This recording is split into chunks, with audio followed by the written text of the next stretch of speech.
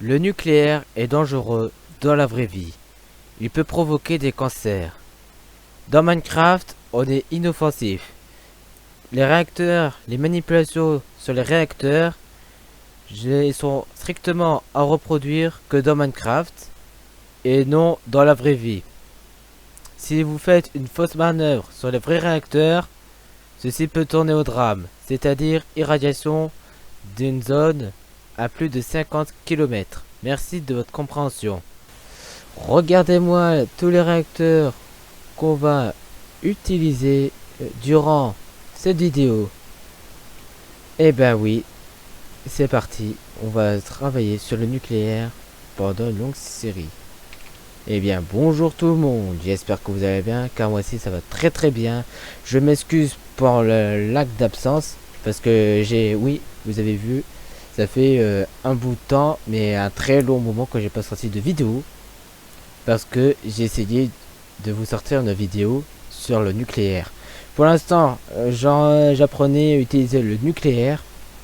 Je voulais le montrer tout de suite, mais les réacteurs, ça a explosé de partout à l'époque. Bon, sachant qu'il y en a un de ces quatre que vous voyez là, c'est celui-là qui l'explose un peu partout. Ne vous inquiétez pas, je suis en train de l'expérimenter. Donc si la vidéo te plaît, je t'invite à t'abonner et activer la cloche. Cela me fera plaisir. Donc, petite dédicace à Léo, Cyprien, Yanis et Adam. Je les remercie car c'est eux qui m'ont donné l'idée de faire cette vidéo sur le nucléaire. On est parti. Bon, je vous fais les présentations. Ici, vous avez le réacteur, le premier réacteur que j'utilise, le réacteur PWR. Pressurized Water Reactor. Réacteur à eau pressurisée. On le retrouve en Europe, notamment en France, dans les réacteurs, dans les centrales nucléaires, comme par exemple Gravelines. C'est un réacteur à eau pressurisée qui est facile à entretenir. Dans ce cas, nous, on n'est pas... c'est de liquide de refroidissement. Comme vous pouvez bien le voir. Et là, j'ai fait le format... il y a le 3x3 et le 5x5. Bon, moi, j'ai fait... alors, 3x3, il est impossible à le faire. Le 5x5, je l'ai fait car je vous expliquerai pourquoi dans une prochaine vidéo. Là ici, nous avons le réacteur qui est asiatique, c'est-à-dire qui vient d'Asie. Le réacteur RBMK. Bienvenue dans le Nord. Voilà. Je règle un peu la météo. Le réacteur RBMK, c'est un réacteur de grande puissance à tube de force. C'est-à-dire que l'eau, dans la réalité, va rentrer en contact de l'uranium qui est dans des tubes. Comparé au PWR, où tout le carburant est amassé dans une grande cuve. Là, chaque barre de combustible est dans un tuyau. C'est-à-dire que chaque barre se situe dans un tuyau, un par un. Là, là c'est différent. C'est-à-dire que là ici vous avez 4 barres de carburant. Moi j'ai pris des modérateurs, ceux qui sont modérés, donc c'est-à-dire modérateurs au graphite. Et là, vous les voyez pas, mais autour de chaque colonne où on met le carburant, sur les côtés j'ai mis des barres de contrôle. On le retrouve aussi sur le PWR. Ces deux réacteurs se contrôlent avec des barres de contrôle. Là ici vous avez la sortie vapeur, c'est-à-dire la chaîne à vapeur. Donc ici il vous faut de l'eau et ça vous délivrera la vapeur à 100 degrés. La vapeur dense à 300 degrés de la vapeur super dense à 450 degrés et de la vapeur ultra dense à 600 degrés. Donc, le réacteur RBMK, il y en a qui ont eu des mauvais souvenirs, par exemple Tchernobyl. Donc, voilà. Bon, je vous précise que ces deux réacteurs, il faut le construire par vous-même. Et donc, j'expliquerai ça dans une prochaine vidéo. Là, on a les réacteurs que vous pouvez construire comme vous voulez. Et maintenant, on a les réacteurs qui se posent en une fois. On va commencer par le Zirnox, qui est juste ici. Alors, le Zirnox, c'est un bloc. Et comme vous pouvez voir, le Zirnox est totalement différent des deux autres réacteurs que j'ai parlé. Parce que lui, pour l'activer et le désactiver, on va plus jouer sur les barres de contrôle, mais sur un simple bouton. Il vous faut, pour le faire fonctionner, de l'eau et du dioxyde de carbone. Le dioxyde de carbone va permettre de récupérer la chaleur du carburant et de le faire passer dans l'eau. Donc c'est-à-dire qu'à l'intérieur du Zirnox, on a un échangeur thermique, dioxyde de carbone et eau. Comme ça va faire chauffer l'eau à 450 degrés, donc libérer de la vapeur super dense. Ici, vous avez les emplacements du Zirnox, c'est-à-dire c'est là où on va mettre les barres du carburant. Alors, bien sûr, pour l'activer et le désactiver, il faut appuyer ici. Et ici, quand la température et ou la pression sont trop hautes, le réacteur explose. Donc pour éviter cela, vous avez un volant pour libérer le dioxyde de carbone. Je précise que dans une autre partie, parce que les réacteurs inox, il y en a deux qui ont explosé quand j'ai fait mes essais. C'est-à-dire un dans une centrale et l'autre quand j'ai fait un essai. Et ben malheureusement, je sais pas ce qui se passe. Dès que je m'éloigne, ils explosent.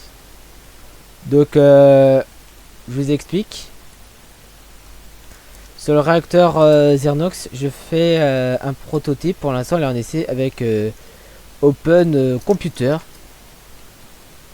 que je vous dirai dans un instant. En dernier réacteur qui se pose une fois, le Watts. Ce réacteur, on le retrouve aux États-Unis. Le voilà. Et je n'ai jamais eu de problème avec.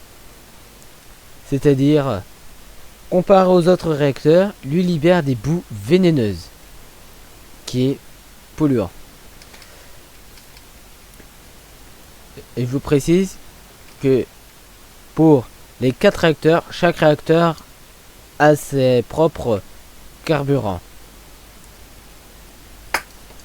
Donc, je vous ai fait la présentation des réacteurs. Maintenant, je vais vous faire la présentation de l'onglet et du mode.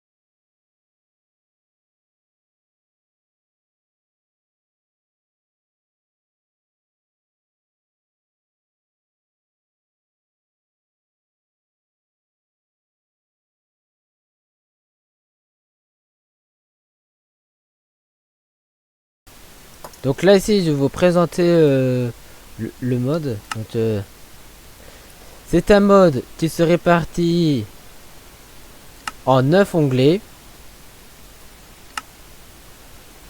C'est-à-dire qu'ici vous avez les onglets des ressources.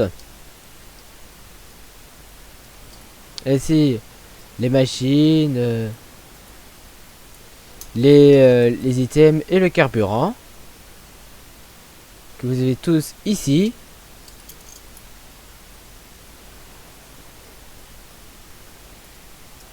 Donc voilà. Pareil pour lui, je vous fais voir vite fait.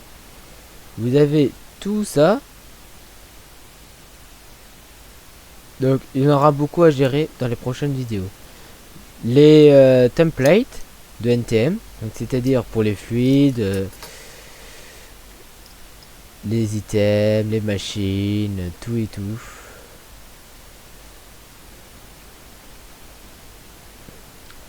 Et là ici, c'est pour un certain... c'est des modèles de chimie. Là ici vous avez les blocs et machines NTM. Donc c'est là où vous avez les machines assez basiques. Donc là ici vous avez les décorations de bureau, tout et tout, même un lampadaire, les satellites de déco. Tout ça c'est juste de la déco. Ça va pas servir à grand chose. Il y a juste les portes qui peuvent faire de la déco ainsi que ceci. Donc là ici vous avez ce qui est intéressant, c'est-à-dire les machines. Donc c'est-à-dire là ici où vous allez pomper le pétrole utilisé avec NTM. Donc c'est-à-dire que c'est là où vous allez retrouver tous les moyens pour faire chauffer l'eau et ainsi de produire de l'électricité. Là ici nous avons les bombes. Des bombes nucléaires. Ici les satellites et les missiles. Donc vous voyez tous que ça peut servir à grand chose. Là ici nous avons les armes. Là ici vous avez les secteurs, c'est pour éteindre le feu. Et là ici vous avez les petites bombes nucléaires. Je les ai pas encore utilisées. Alors ça c'est une spécialité. C'est au cas où si vous en avez marre. C'est assez puissant. Regardez. C'est assez puissant. Non, mais, ça casse la bedrock. Vous pouvez l'utiliser en survie. Ça casse vraiment, mais c'est puissant pour casser de la bedrock. Là ici vous avez les autres ressources, c'est-à-dire tout ce qui est consommable.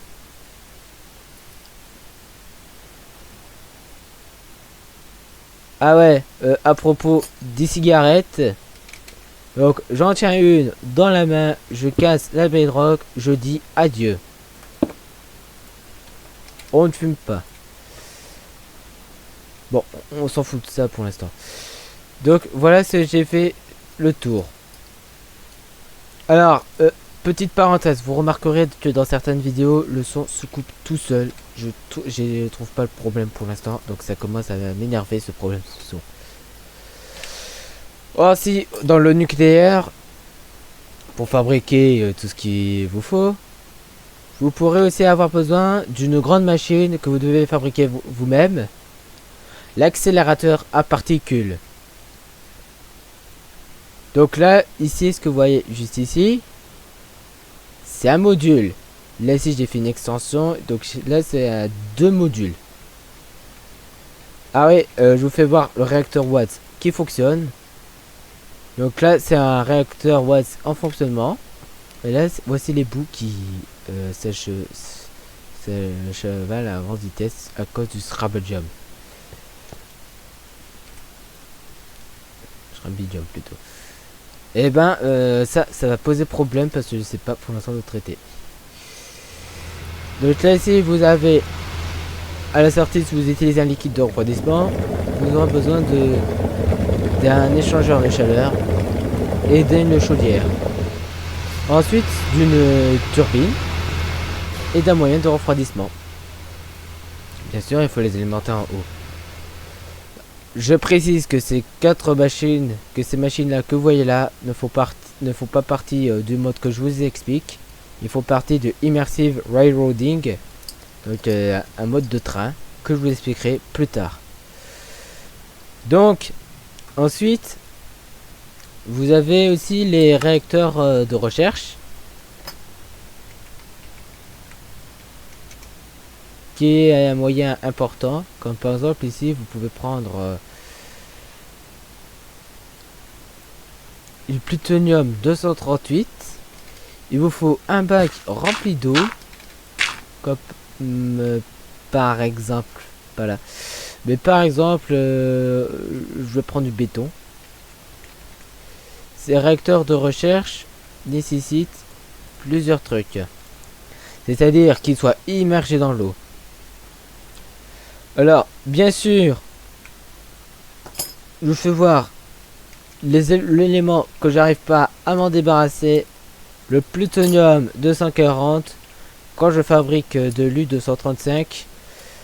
Alors, le plutonium 240, comme je ne sais pas encore l'utiliser, je le jette à la lave, tout simplement. Et ne vous inquiétez pas, il n'explose pas. Donc, là, ici, ça va être une vidéo très intéressante. Et surtout, qu'un jour, on pourra l'utiliser avec Open Computer. J'espère que cette vidéo vous aura plu. N'hésitez pas à vous abonner et à cliquer la cloche. Et surtout, je vous dis à très bientôt. Ciao, ciao.